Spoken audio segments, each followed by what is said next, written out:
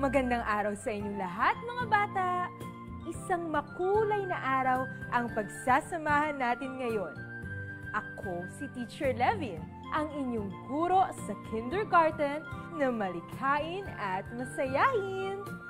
Ako ang makakasama niyo araw-araw para turuan kayong magbasa, magbilang, maging malikhain, at mabubuting mag-aaral.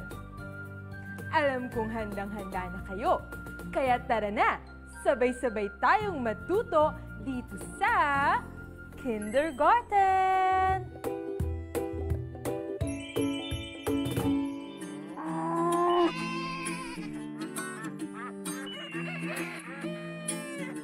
Pangangalaga sa sarili at katawan, pagtulong sa magulang sa gawaing tahanan, at pagiging responsableng mamamayan. Lahat yan dito matututuhan. Kahit wala ka sa paaralan, marami pa rin kaalaman. Halina sa kindergarten, ito'y puno ng kasiyahan. Ano pang hinihintay? Isama mo na rin si nanay at tatay. Sa'yo'y aking alay, edukasyon at tagumpay.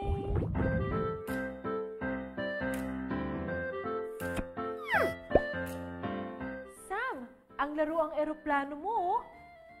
Teacher Levin, pasensya na po kung muntik kayo matamaan ha. Nawalan lang po ako ng kontrol. Huwag kang mag-alala, Sam. Nakita at narinig ko naman ito, kaya nakailag ako. Nakita at narinig ko ito dahil sa aking mata at tenga. Ngayong umaga, pag-aaralan pa natin ang gamit ng mga parte ng katawan na binanggit ko. Pero bago iyon, halika, sabayan niyo muna akong umawit at sumayaw.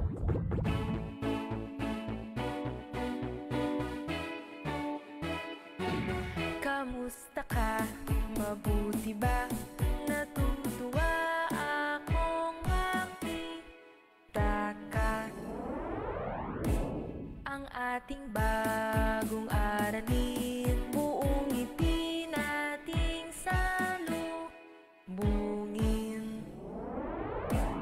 Ipalakpak ang kamay, ipadyak ang mga paa, iunat ang iyong leeg, ikembot ang bewang. Tumalon pa kaliwa, tumalon pa kanan, ipalakpak muli ang iyong kamay. Magsimulan ng masaya, halika na ika'y sumamana. Nakikita mo ba ang hawak ko? Ito ang laruang eroplano ni Sam. Ito ang paborito niyang laruan. Hiniram ko muna ito sa kanya para ipakita sa inyo. Kayo, ano ang paborito niyong laruan? Anong parte ng katawan ang ginamit niyo para makita itong hawak ko?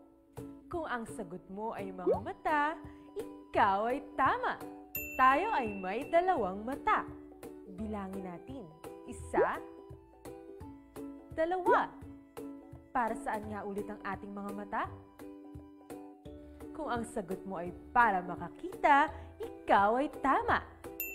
Ipikit ang inyong mga mata. Bumilang tayo ng 1 hanggang 5. 1, 2, 3, 4, 5. Sige, maaari mo nang buksan ang iyong mga mata. Noong nakapikit ang iyong mga mata, ano ang inyong nakikita? Kadiliman lamang, hindi ba? Ano ang naramdaman mo nang wala kang makita kundi puro kadiliman? Nalungkot ka rin ba? Kaya mga bata, alagaan natin ang mga mata dahil ito ay mahalaga upang tayo ay makakita. O, halika, maglaro muna tayo. Dito sa ating laro, gagamitin natin ang ating mga mata.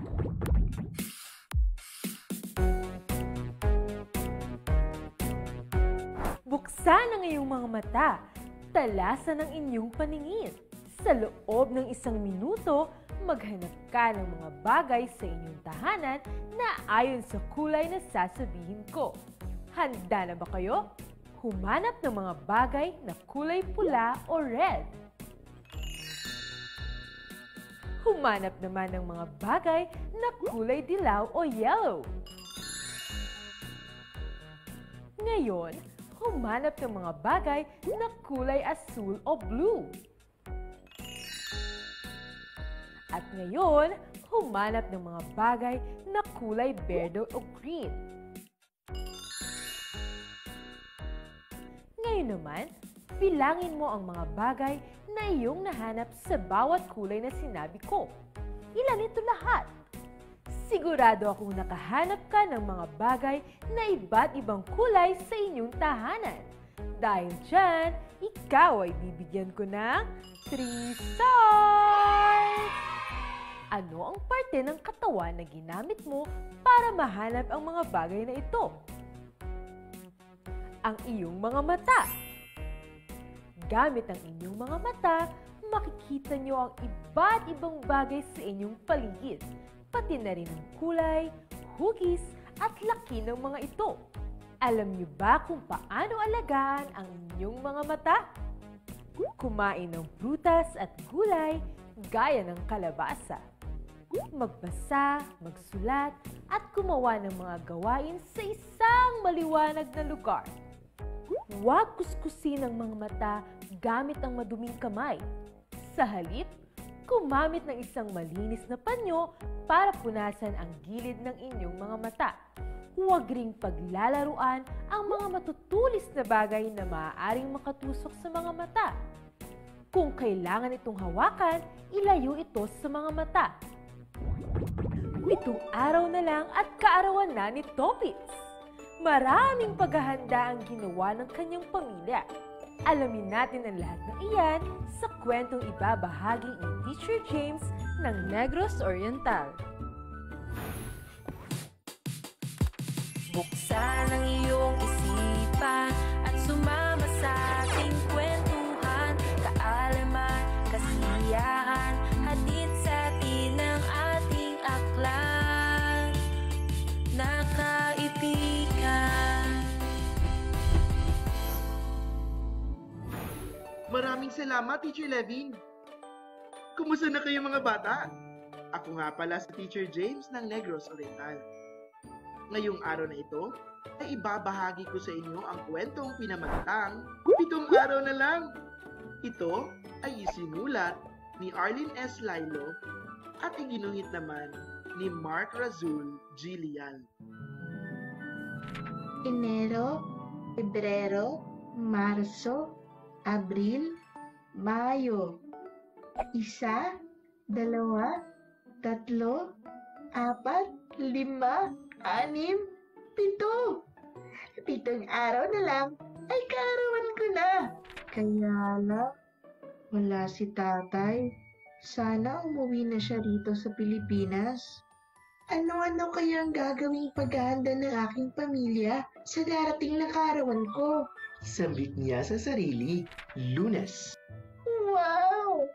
Ang linis na ng aming bahay. Handa ng aming munting tahanan sa kaarawan ko. Salamat po, Nanay! Masayang sabi niya sa kanyang nanay. Martes. May dalang kandila si Kuya. Topits, ilan kayang kandilang dala ko? Tanong niya sa akin. 1, 2, 3, 4, 5, 6, 7. May 7 kandila na po ako sa kaarawan ko. Wika ni Topits. Miyerkules. Bumisita si Tita Toyang na may dalang mga lobo. Topits, ilan kaya tong mga lobo? 1, 2, 3, 4, 5, 6, 7. May 7 lobo na po ako sa kaarawan ko. Wika ni Topits. Huwebes. May dala si Ate Tina na mini cakes. Topits, ilan kaya tong mga mini cakes? 1, 2, 3, 4, 5, 6, 7. Yay! May 7 mini cakes na ako sa kaarawan ko. Biyernes. Nagkakabit si Tito Toti ng mga banderitas. Topits, bilangin mo nga ang mga banderitas na ikinabit ko. Utos ni Tito Toti sa akin. 1, 2, 3, 4, 5, 6, 7. Yay! May 7 banderitas na nakapalamuti sa aming bahay. Masayang wika ni Topits. Sabado. Nakaupo si nanay sa may kusina. Bakit malungkot ka, nanay? Tanong ko sa kanya. Kulang ang pera na hawak ko pambili ng panghanda bukas, anak. Malungkot na sagot ni nanay. Okay lang po, nanay. Kahit walang handa, basta kompleto ang pamilya, ay masaya na po ko roon. Sagot ko sa kanya. Sabado ng hapon. Daming si nanay sa palengke. Nanay, bakit ang dami mong dala? Nagtatakang tanong ko kay nanay. Nagpadala ang iyong tatay ng pera, kaya marami akong nabili. Masayang sagot ni nanay. Halika, Topits. Bilangin mo ang pinamili kong mga kulay.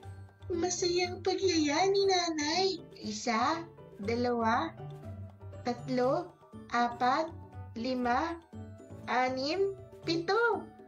Wow! May 7 gulay na iluluto sa karon ko. Sambit ni Topits. Linggo. Maaga akong nagising.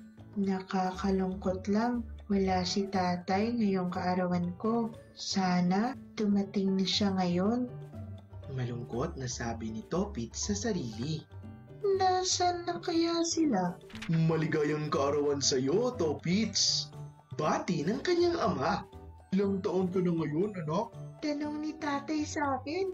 1, 2, 3, 4, 5, 6,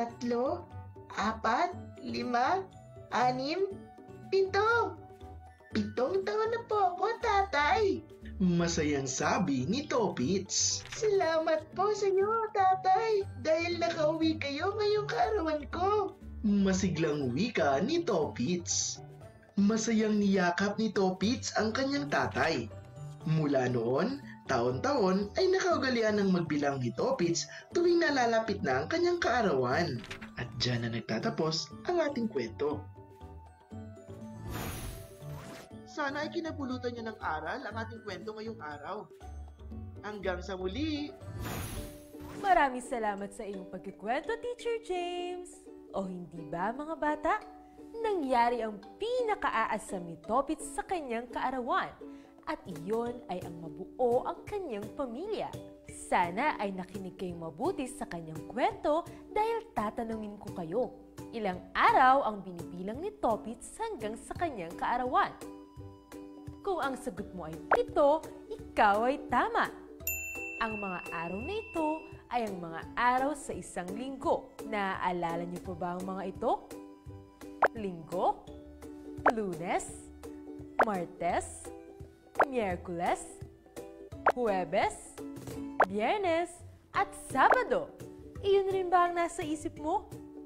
Kung oo, magaling! Ano kaya ang naramdaman ni Topits nang makita niya na umuwi ang kanyang ama para sa kanyang kaarawan?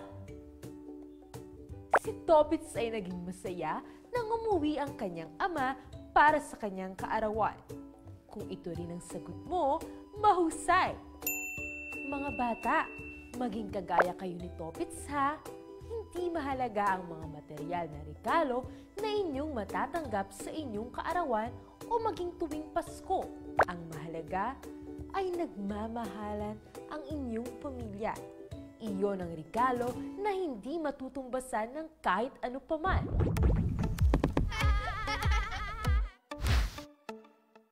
Bawat letra sa ating alpabeto'y may tunog. Sumabay sa awit mo nang malaman mo. Tuklasin natin ngayon ang letrang G. Ang tunog ng G ay G, G, G, G, G, G, G. Gatas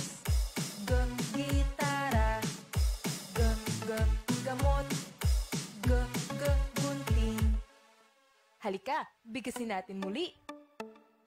G, g, g, g. G, g, g, g. G, g, g, g. G, g, g, g. Letra G. Kanina, naglaro tayo gamit ang ating mga mata.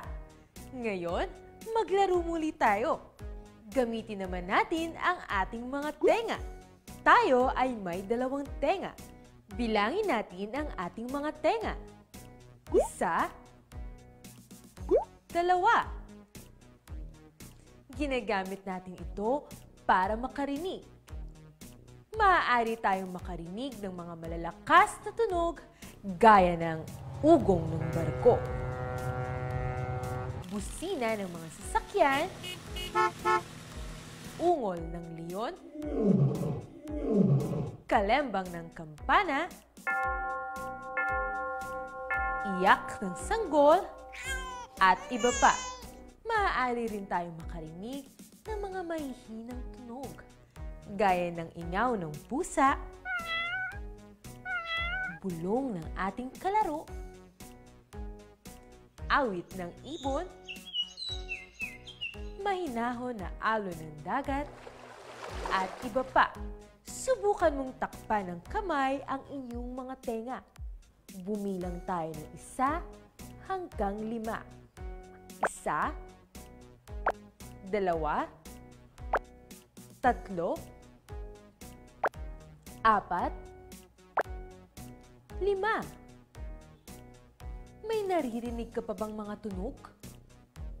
Ano ang iyong naramdaman nang wala kang marinig? Nalungkot ka rin ba? Gaya ng mga mata, mahalaga rin ang ating mga tenga. Dapat rin nating alagaan ang mga ito. At gaya ng sinabi ko sa inyo, maglalaro tayo gamit ang ating mga tenga.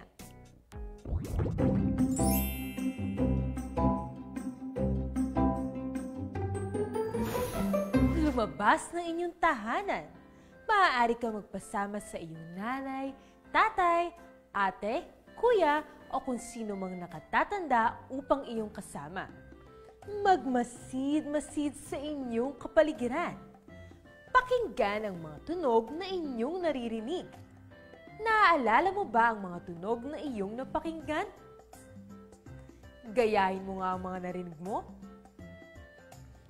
Kanina, noong lumabas ako sa hardin, nakarinig ako ng tahol ng aso, busina ng tricycle, at pagtawag ng tindero ng taho. Taho! Sigurado akong magagaya mo rin ang mga tunog na narinig mo. Dahil dyan, ikaw ay bibigyan ko ng 3 stars! At kagaya ng ating mga mata, dapat rin nating alagaan ang ating mga tenga. Huwag maglalagay ng matutulis na bagay sa loob ng ating tenga. Linisin ang tenga dahan-dahan gamit ang isang malinis na tela. May ilang bata at nakatatanda na walang paningin at pandinig. Dapat natin silang tulungan sa kanilang mga gawain upang hindi sila mahirapan. Huwag rin silang pagtatawanan dahil sa hindi sila makakita o makarinig. Tandaan, mas pinagpapala ang mga batang matulungin at may malasakit sa kapwa.